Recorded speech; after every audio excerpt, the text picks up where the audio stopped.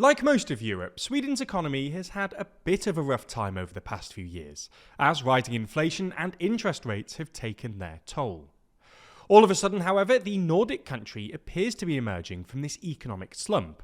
The latest GDP massively outperformed expectations, and Sweden's economy is well placed to benefit from the coming boom in European defence spending. So in this video, we're going to look at why Sweden's economy was hit harder than most by the inflationary spike we saw over the past 2 years, and why its fortunes have apparently reversed.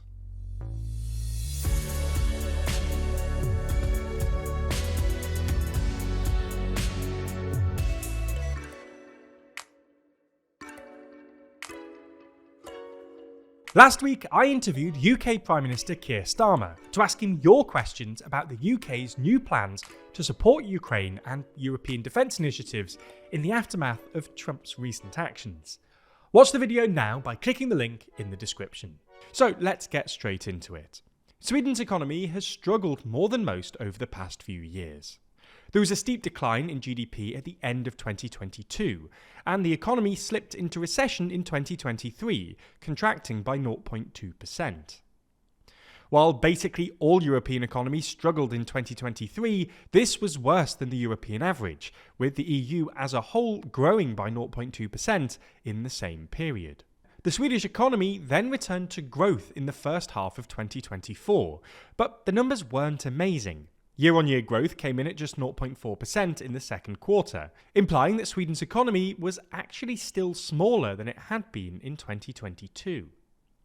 Anyway, the proximate cause of Sweden's economic downturn was inflation, which peaked at around 12% in December 2022, again higher than the European average. In a bid to get inflation under control, Sweden's central bank carried out an 18-month campaign of raising interest rates, which reached a peak of 4% in December 2023 and stayed there for around 5 months. Now, the main way this affected ordinary Swedes was the housing market. This is essentially because, unlike in countries like the UK, most Swedes have so-called floating mortgages rather than fixed-rate mortgages, which means that when interest rates rise, their mortgage costs go up almost automatically. According to data from 2023, 40% of mortgages in Sweden have interest rates fixed for 3 months or less, while just 18% have fixes longer than 3 years. Higher mortgage costs mean 2 things. First, a housing slump, because people don't want to buy houses when mortgages are expensive. But second, higher mortgage costs also meant a drop in disposable income for many Swedish households, which reduced consumer confidence and therefore domestic consumption. As a result, GDP contracted and unemployment rates rose, hovering between 7 and 10% over the last few years. The tide started turning in May last year, when the Riksbank finally began bringing down interest rates in response to cooling inflation. With inflation falling to a recent low of 0.9% this January, the Riksbank was able to cut rates to their lowest level in more than 2 years. This has given a fair bit of relief to mortgage holders, and this combination of low inflation and cheaper mortgage costs has massively helped consumer confidence. At the end of last year, household consumption was up by 0.7%, real disposable incomes were up 3.5% year-on-year, and in January, retail sales surged to their highest levels in 5 years. This is perhaps the main reason that growth massively outperformed expectations in the last quarter of 2024, growing by 2.4% year-on-year. This translates to about 0.8% quarter-on-quarter, the fastest growth since 2022. Now, Sweden isn't entirely out of the woods yet. Unemployment unexpectedly jumped to 9.7% in January, the highest level since the pandemic, and in February inflation unexpectedly rose by 0.4 points, the first increase in 12 months after a series of declines, which means the Riksbank is less likely to cut rates again. Nonetheless, growth is strong, and inflation is still pretty low by recent standards, and the Swedish economy is poised to receive an extra boost from Europe's looming rearmament. For context, while Sweden has maintained an official policy of non-alignment and neutrality for much of its modern history, Sweden is still one of the world's largest arms exporters, home to big names like BAE Systems, Hägglunds and Saab. In 2014, for instance, Sweden ranked as the 3rd largest per capita weapons exporter, trailing only Israel and Russia. Between 2009 and 2019, it was the world's 9th largest arms exporter, with total sales amounting to $14.3 billion US. Although individual Swedish defence firms may not be as large as their German or French counterparts, they manufacture a diverse range of military equipment, and they account for a larger fraction of GDP. For instance, France is widely considered Europe's largest military producer, but Sweden's defence exports account for 0.6% of its GDP, compared to 0.2% of France.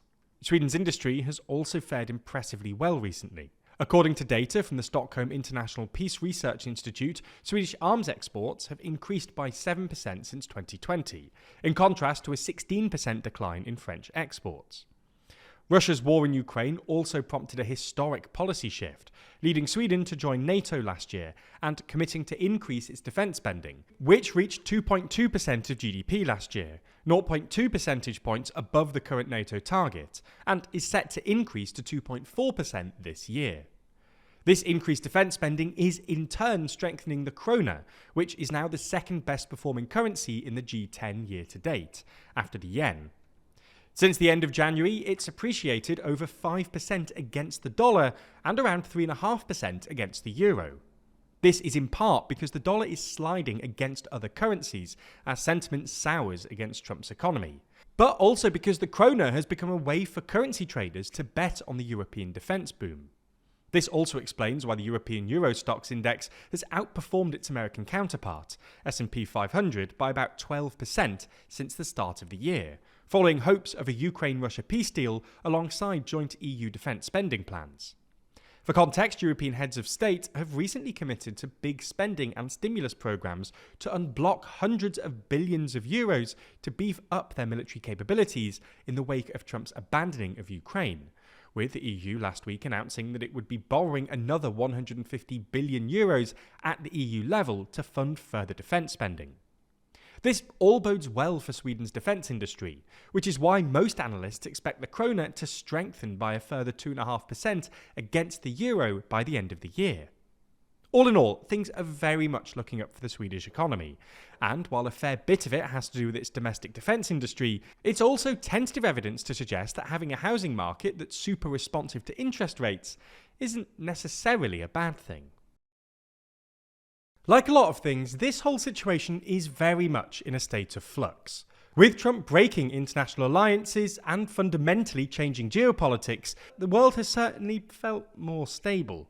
Every day we're faced with weird headlines from Trump's trade war with Canada and Mexico, and Elon's not quite so efficient Department of Government efficiency, or Trump declaring war on Mars to try and regain some international allies. Okay, that one might not be real. But we do dive deep into the chaotic world of US politics in our series, WTF USA. That's our series where we explain everything that's happened in the land of the free. With Trump behind the Resolute desk, the number of WTF moments only looks likely to increase.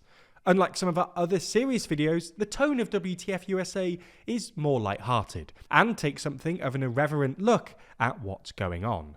If you're interested, WTF USA can be found exclusively on Nebula. Nebula is also the home to other uplifting content, including the new series Abolish Everything. This comedy panel show sees comedian abolitionists roast a pet peeve they want banned from society, while a panel of improvisers dubbed the political establishment argue on behalf of the status quo. It's a lot of fun and genuinely a hilarious new show from the Wendover team. If you didn't know, Nebula is an independent creator-owned streaming platform that specialises in thoughtful content from creators like Wendover Productions, Neo and Real Life Law.